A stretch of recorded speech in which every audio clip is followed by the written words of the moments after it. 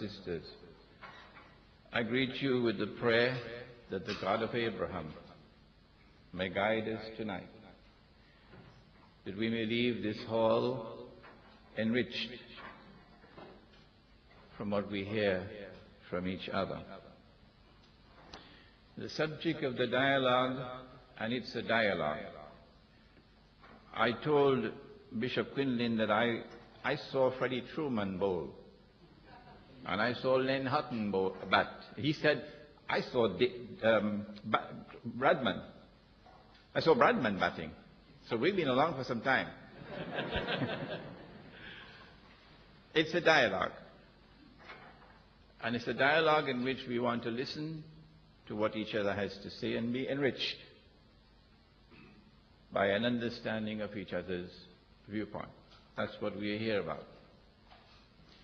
And the dialogue is on the signs of the last day. It is the distinctive characteristic of the religious perspective that it has belief in a last day, which means a last age. The end of the world, from our perspective, would come when the mountains, and that includes the Table Mountains, the mountains would be like particles of dust. And on that day, as Mahalia Jackson said, he'll have us all in his hands. In his hands, he's got you and me, brother. In his hands, he's got you and me, sister. In his hands, he's got the whole world in his hands, including the Security Council of the UN. And on that day, he's going to ask, who is in charge today? Who is sovereign? Who has supreme authority? Whose law is the supreme law? That is the end of the world. But before that, from our perspective, there's an end of history.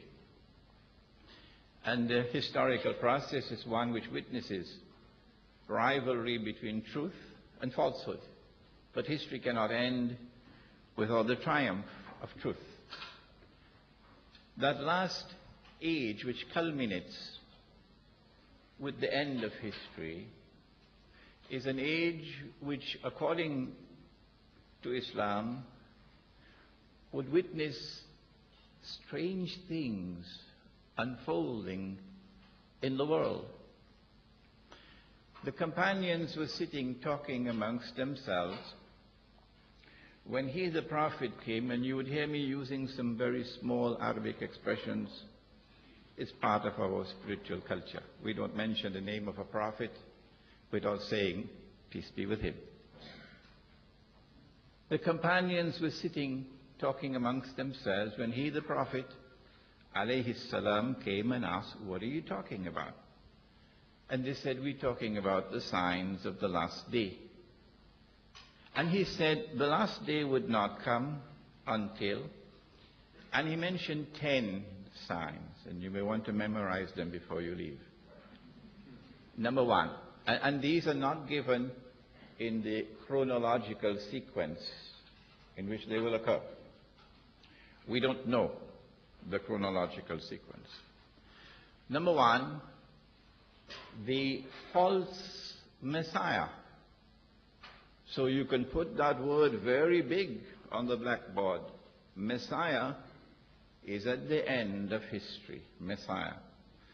But there is a false Messiah who will try to impersonate the true Messiah. And he has a PhD in deception. He's known as Dajjal, the great deceiver. And he's also known as the Antichrist. Number two, Gog and Magog, who are human beings, not some strange creatures down in the interior of the earth or from Mars or Venus. Human beings, but who have been endowed with a power that none can destroy except Almighty God himself, but whose power would rest on foundations that are essentially godless, and who will use power to oppress and who have a strange and mysterious relationship with the Holy Land. Number 3, the return of the Son of Mary. Did you hear? The Son of Mary. Because there was a fellow in India who said, I am the fulfillment of that prophecy. But Bishop, the prophecy was the Son of Mary will come back, and he was the son of a Punjabi woman.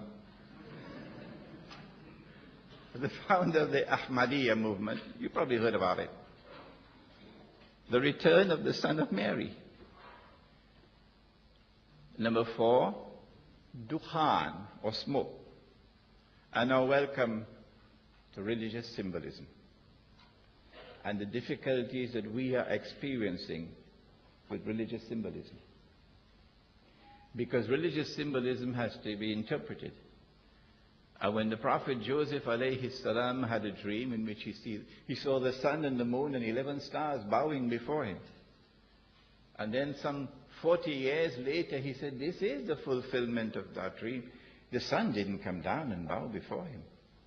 Rather, the sun symbolized his father, the moon his mother, and 11 stars, 11 brothers. So there is the interpretation of religious symbolism. And that's a problem in our camp. And we listen to how you deal with the problem of religious symbolism. Dukhan, or smoke. That's number 4. Is it environmental pollution? Is it that which is causing the earth to die? Dukhan, or smoke.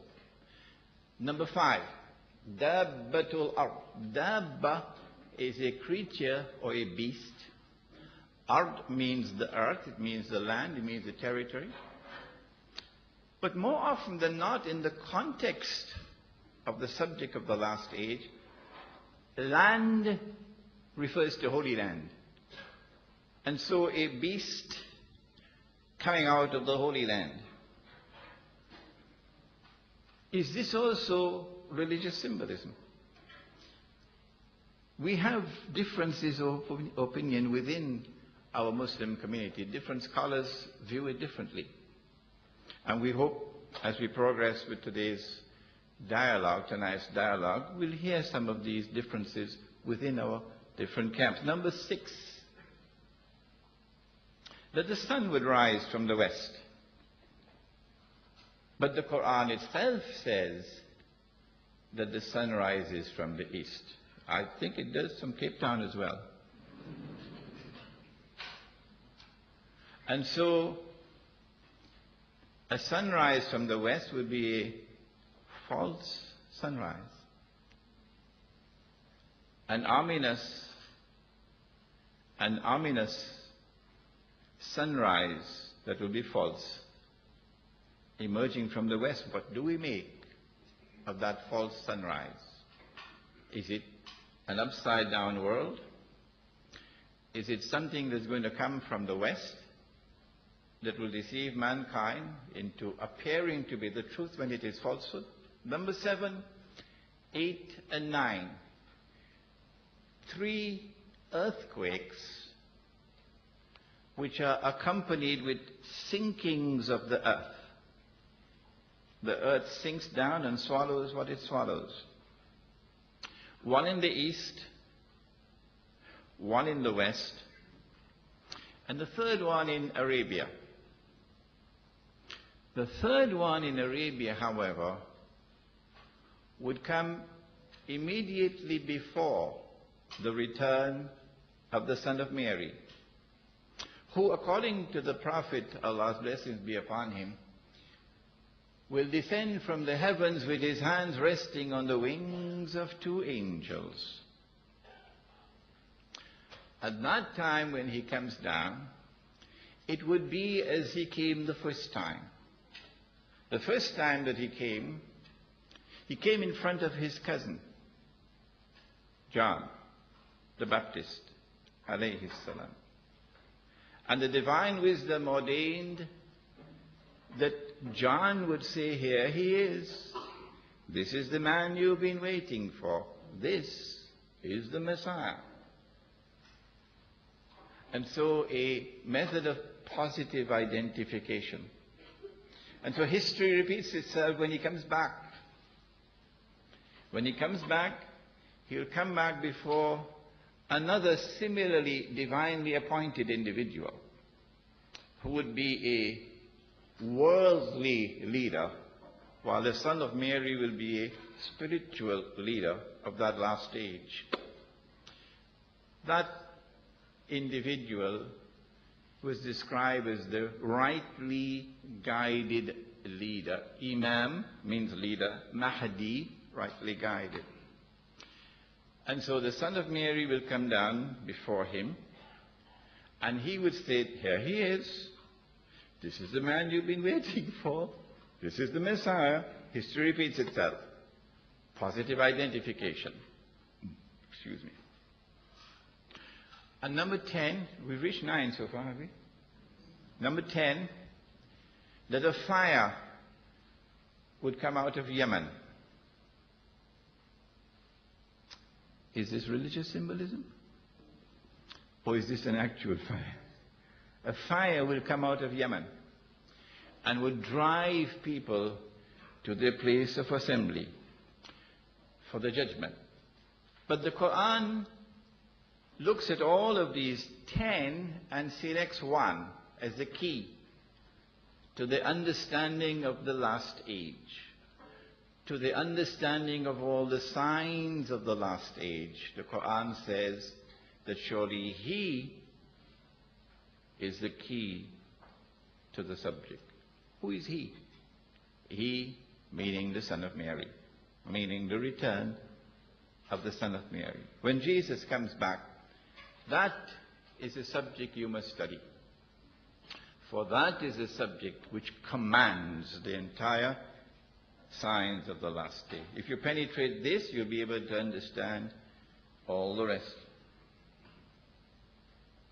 The angel Gabriel came to the Prophet alayhi salam just before he died. The angel came in the masjid in the form of a human being and asked a number of questions. And the Prophet replied, alayhi salam. And question 5 was, what are the signs of the last day? And he said, did you find the naked, barefooted shepherds, which means people with the intellectual acumen of naked, barefooted shepherds, competing with each other in the construction of high-rise buildings? So when you see the high-rise buildings being constructed all over the world, you have to be blind not to recognize you're living in the last age, not to understand that you must now grapple with the signs of the Lord unfolding in this age. And then he said, number 2, that a slave woman would give birth to her mistress. Now that one you cannot penetrate unless and until you use a methodology of interpretation of religious symbolism. But this is actual slavery he's talking about. That we may have had slavery in the past, but he's saying that there's slavery coming up. And that's the last slavery of all that's coming.